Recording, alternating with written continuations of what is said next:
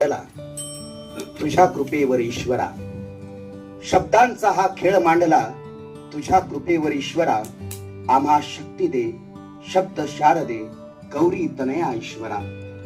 आम्ही जन्मभर भाट होऊनी शब्दांपाशी नांदतो. गंधर्वाच्या गोड गळ्याची आज प्रार्थना मागतो. अशा पद्धतीनं ज्या कवीनं त्या जगदीश्वराकडे दान मागितलं, अशा रानकवी पद्मश्री, पद्मभूषण, वनश्री नाधो महानोरांना प्रथमतः आदरांजली वाहतो. व या ठिकाणी सावित्रीबाई फुले पुणे विद्यापीठ पुणे बहिशाल शिक्षण मंडळाच्या वतीनं आयोजित वक्ता व ग्रंथ अन्वेषक निवड प्रक्रियेत सहभागी होण्यासाठी आज मी आपल्या पुढे उभा आहे. या निमित्तानं ही संधी उपलब्ध करून देणारे बहिशाल शिक्षण मंडळाचे संचालक असतील, सर्व अधिकारी असतील, कर्मचारी असतील आणि विशेषतः आपल्या या शैलीचं पारख करण्यासाठी बसलेले सुज्ञ परीक्षक असतील, या सर्वांना प्रथमतः वंदन करून मी थोर निसर्ग कवी नाधो महानोर रचित रानातल्या कविता या काव्य संग्रहाचं ग्रंथ अन्वेषण करणार आहे. अजिंठ्याच्या पायथ्याशी असलेल्या खेड्यागावात जन्मलेल्या महानोरांनी केवळ मनोरंजनाचे साधन म्हणून पुस्तकं वाचली आणि ह्या पुस्तकातून वाचलेल्या पुस्तकातून ते ज्ञानार्जन झालं. त्या ज्ञानार्जनातून केवळ छंद म्हणून त्यांनी कविता रचायला सुरुवात केल्या. आजच्या कविता 2 ओळीच्या झाल्या, 4 ओळीच्या झाल्या की आपण फेसबुक, व्हॉट्सअप वरती टाकतो, सोशल मीडियावरती टाकतो आणि कुठेतरी फेमस होण्याचा प्रयत्न करतो. पण तत्कालीन परिस्थिती पाहता महानोरांनी त्या आदिवासी भागामध्ये वास्तव्य करत असताना ज्या कविता लिहिल्या, त्या कविता त्यांनी ज्या प्रकाशकाकडे पाठवल्या त्यावेळेस त्या प्रकाशित लवकर होत नव्हत्या. झालं असं, त्यांनी ज्या काही निसर्गाचं वर्णन करणाऱ्या, शेतकऱ्यांचं वर्णन करणाऱ्या, निसर्ग आणि शेती याचा संबंध कुठेतरी दाखवून देणाऱ्या अनेक निसर्ग कविता जेव्हा महानोरांनी केल्या, त्या कविता सर्वात पहिल्यांदा 1967 ला प्रकाशित झाल्या. तो पहिला संग्रह म्हणजे रानातल्या कविता. आणि या रानातल्या कवितामध्ये कवी एकूण 53 कविता दिलेल्या आहेत आणि या 53 कविता पूर्णतः निसर्ग, शेती आणि शेतीच्या जे काही दुरावस्था शेतकऱ्यांची होती, दुष्काळामुळे काय त्या शेतीची दुरावस्था होती, शेतकऱ्यांची होरपळ होती, या सर्व मांडण्याचा प्रयत्न कवीनं केलेला आहे. कवी म्हणतोय, शेतावरील प्रेमापोटी कवी म्हणतोय, या शेताने लळा लाविला असा असा की, या शेताने लळा लाविला असा असा की, सुख दुःखाला परस्पराशी हसलो रडलो, सुख दुःखाला परस्पराशी हसलो रडलो, आता तर हा जीव. म्हणजे अशा सुंदर अशा पद्धतीनं कवीचं निसर्ग शेतीचं असलेलं ते काही दृढ संबंध दिसतात. इतकंच नाही, शेतीशी असलेलं संबंध सांगताना पुढे कवी एका सुंदर अशा रचनेत म्हणतो, गुंतलेले प्राण या रानात माझे, गुंतलेले प्राण या रानात माझे, फाटकी ही झोपडी काळीज माझे. म्हणजे इतकं प्राण माझं त्या शेतांशी जुळलेलं आहे, मी त्या शेताशी इतकं एकरूप झालेलं आहे की जणू काही ते रान म्हणजे माझं प्राण आहे. इतक्या सुंदर अशा रचनेमध्ये कवी आपल्या भावना व्यक्त करतो. कवीने रानाशी असलेले घट्ट नाते जे काय अधोरेखित केलेलं आहे, ते करताना जणू शेतकरी आणि शेतकऱ्यांचं जीवापाड जे काही शेतीवर प्रेम आहे हे सांगताना त्यांनी जे शेतकऱ्यांना अनेक संकट येतात. आत्ताच आपण म्हणतोय की शेतकरी हा कर्जबाजारी चाललाय, शेतकरी अनेक संकटांना सामना करतोय आणि या सामना करत असताना शेतकरी जेव्हा शेती चांगलं पिकवण्यासाठी जो प्रयत्न करत असतो, तर तो आपण म्हणतो की शेतकरी आज शासनाकडे जाणं मागतोय, कर्ज माफीच्या याचना करतोय. परंतु त्या शेतकऱ्याला माहित आहे, त्या शेतकऱ्याला माहित आहे आपल्याला दान देण्याची दान केवळ या निसर्गात आहे.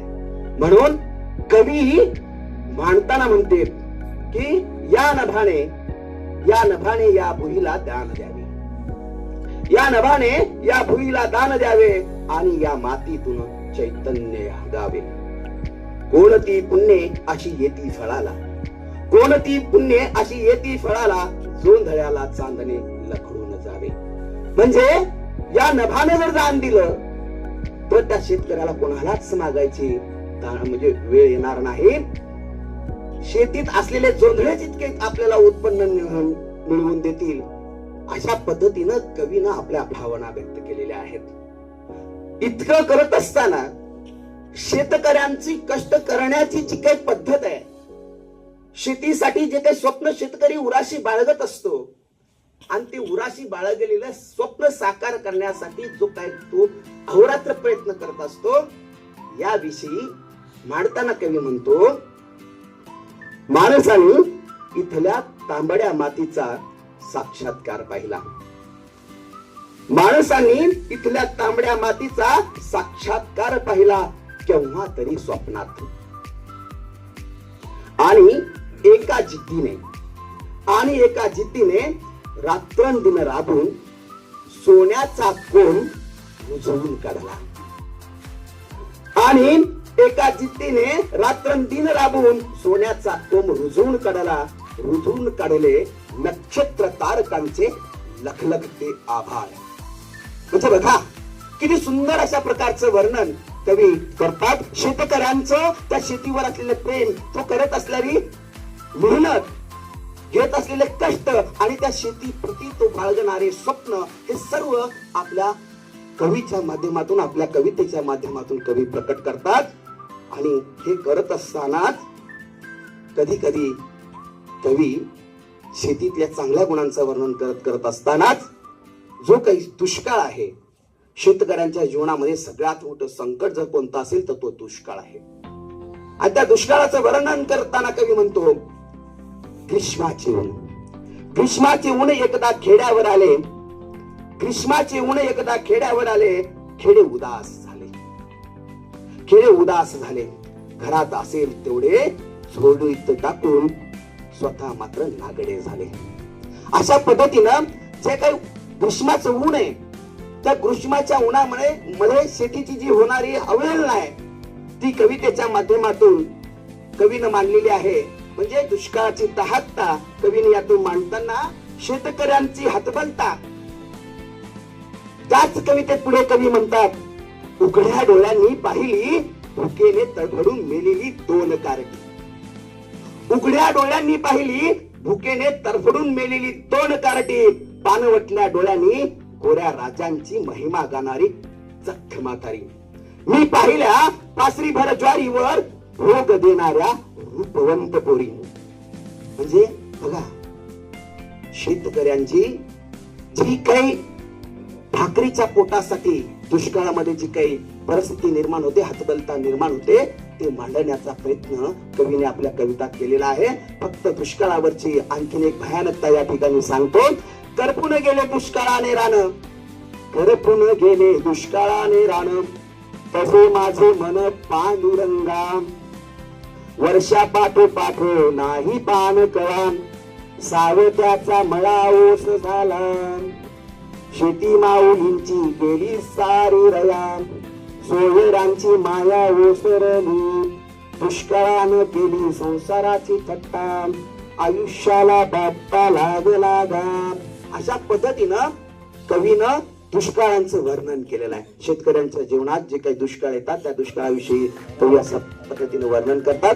आणि एका ठिकाणी मात्र कवी निसर्ग आणि त्या निसर्गाचं जे काही सौंदर्य आहे, त्या स्त्रीच्या सौंदर्याशी जणू काही जुळतं मिळतं ते वर्णन करतात की काय असं आपल्याला दिसून येतं. आणि ते कवी म्हणतात, हिरव्या पानात काही सावळ चालते, काही सावळ चालते, थोर ज्वानीत ज्वार अंगमोडीत